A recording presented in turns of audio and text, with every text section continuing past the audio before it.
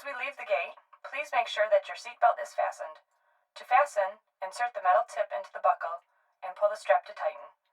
To release the belt, just lift the top of the buckle.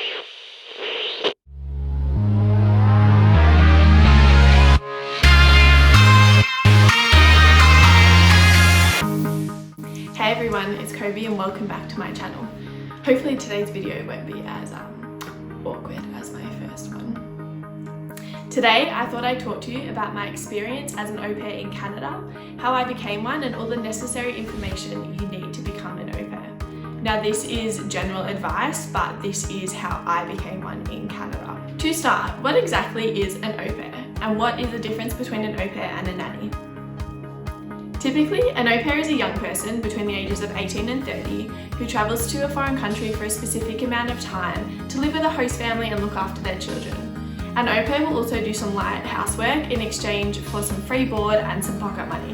Now let's go back to the beginning on how I found my host family and what's really important when finding your own.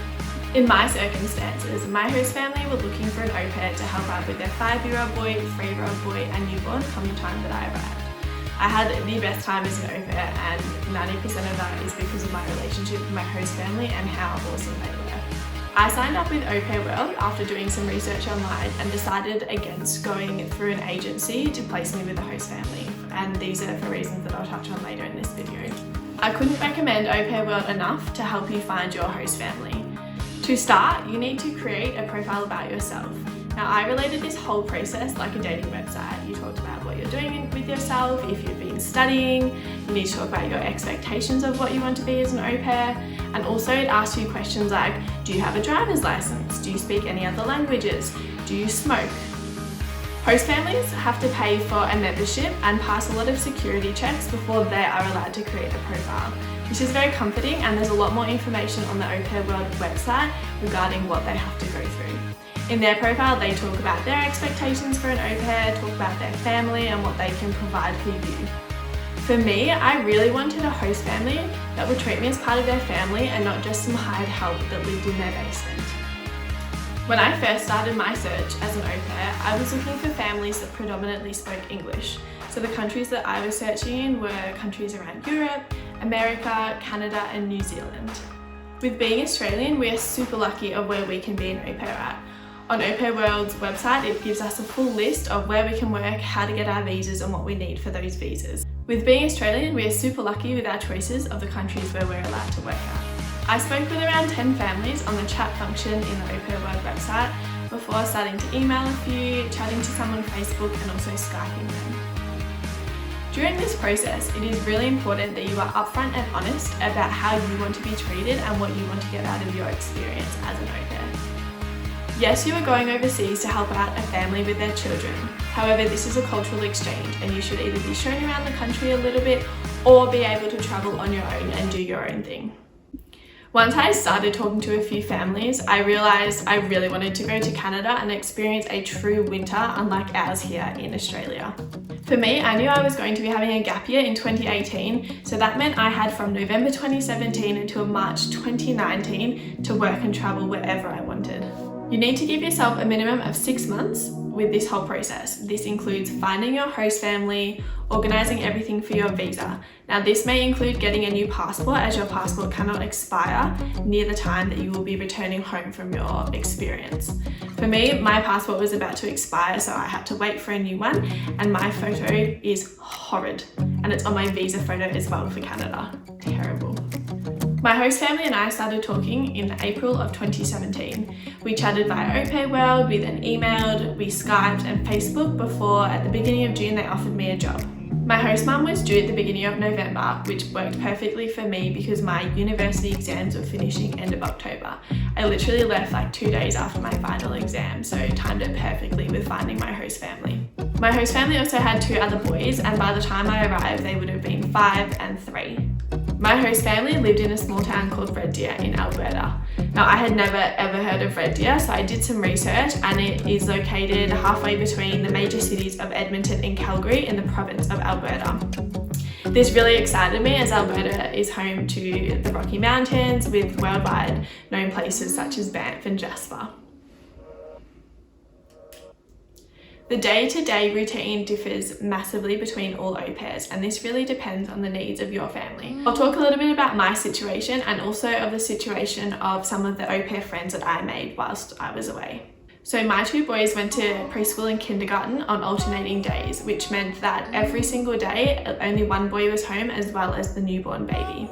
As my host mum had literally given birth a few days before I had arrived, my main job was to get up at 7 every day. I'd get the boys their breakfast, I would get them dressed and ready. Whichever one was going to school, we'd have to put on all the snow gear, which is a whole other thing of getting a 5-year-old or a 3-year-old ready for the day. For the first few weeks, I didn't have to drive them to preschool or kinder. Either my host mum or dad would do that, purely because I hadn't had a lesson yet in A, how to drive on the other side of the road, and B, how to drive in snow, because I had never seen snow until I got here. Luckily, the kinder where my 5-year-old went was in walking distance, so often we'd walk to and from in our snow gear and play with the snow and play in the playgrounds on our way. When I was living there, Alberta was having a very warm winter, and by warm winter I mean -10 on average. We hit days of like -25, rear feel of -35. I'll pop some screenshots in here so you can see how cold it was whilst I was there. I'd spend the rest of my day playing with that child that was at home or helping out with the newborn baby. Once the other child got home from kinder or preschool, we'd all play together, especially whilst my host mum was making dinner. We'd all be playing. Often at this time of day, the newborn baby would have a nap, so I'd get to cuddle him all afternoon while he had his nap, and it was the sweetest thing ever to experience. My working day would normally end at dinner time if I wanted to hang out with my au pair friends or if I wanted to go to the gym. Often on weeknights, I'd go to the gym with my friends after dinner and then come home and either watch a movie by myself or hang out with my host parents and watch a movie with them. There are lots of days when I'd take my kids for plays with their friends, which was great and worked well for me because majority of their friends had au pairs too, so we all got to hang out together as well. I was really fortunate that my host parents didn't expect me to work on weekends, as my host dad would be home from work and could help out with the boys. In saying that, I still played with the boys often, but my host parents were really good at creating boundaries, so if I wanted me time, I could just tell the kids, no, this is time for Kobe now, we'll play again later. Often on weekends, I spent my time exploring Red Deer, Calgary and Banff with the other au pairs.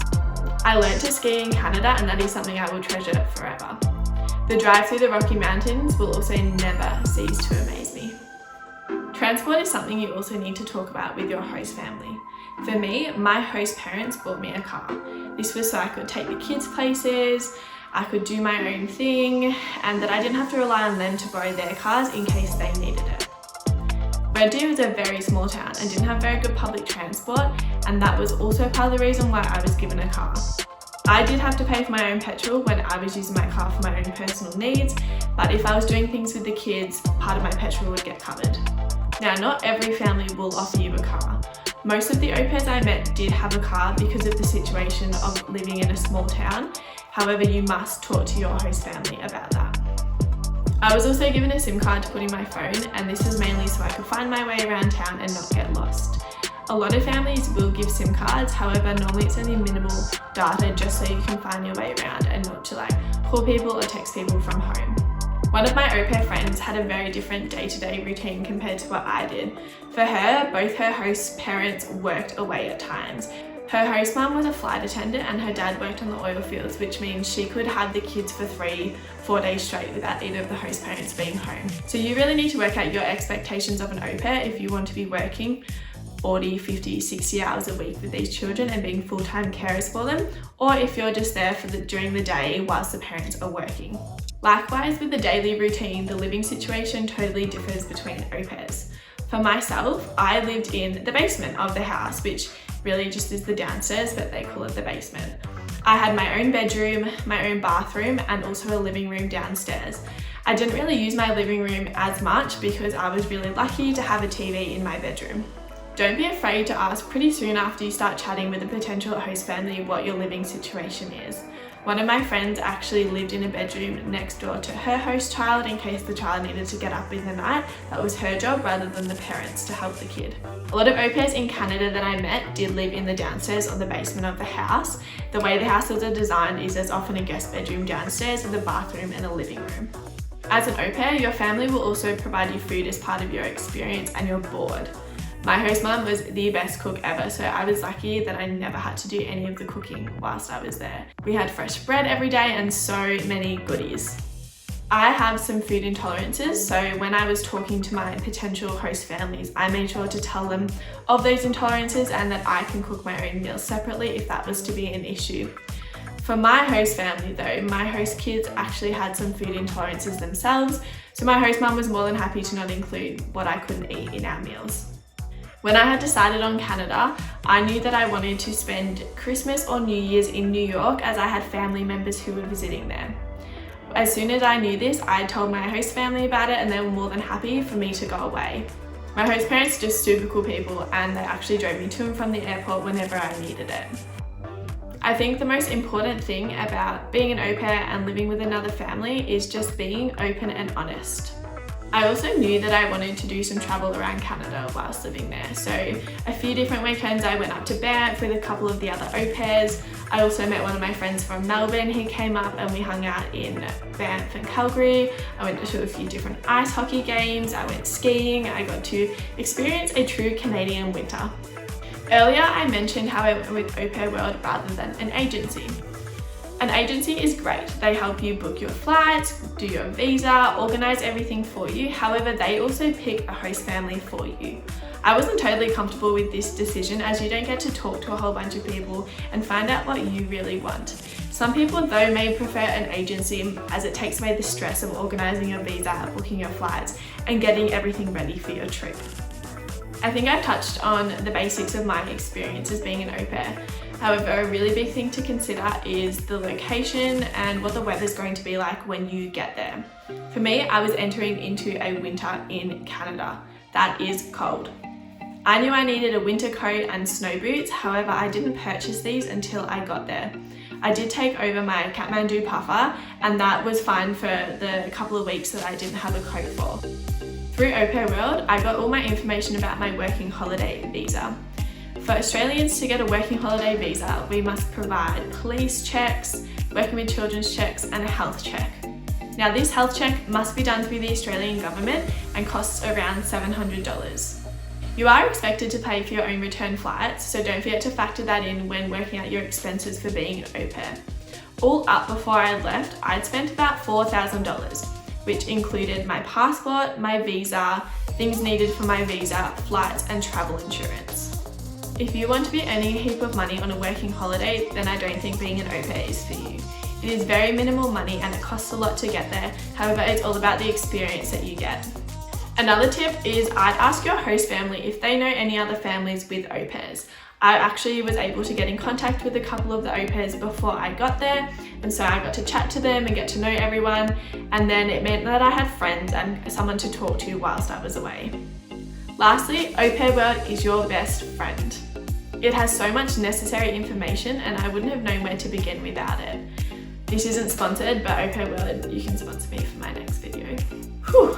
Well, that's the end of this video. Hopefully it wasn't as awkward as my first one, but I also hope it was a little bit informative of a few of the things you need to know before you become an au pair. Yes, this video is mainly focused on my experience in Canada, but everything can be applied to the country of your choice. I couldn't recommend being an au pair enough. I am still super close with my host family and have already been and visited them once since I left. I was meant to be going back for Christmas and New Year's this year, but unfortunately COVID had other plans for us. I'm adding a few GoPro videos just after this so you can see how beautiful the Rocky Mountains are. Thanks for watching. Don't forget to like and subscribe.